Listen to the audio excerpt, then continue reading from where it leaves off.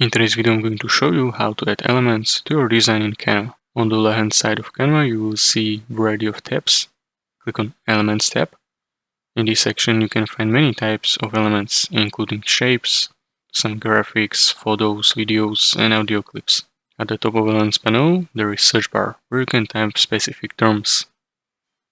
Hit Enter to see results organized into categories, such as shape, graphic, photos, videos. Clicking on See All under a category like Shapes will show more options. Once you found an element you want, simply click and drag it onto your canvas.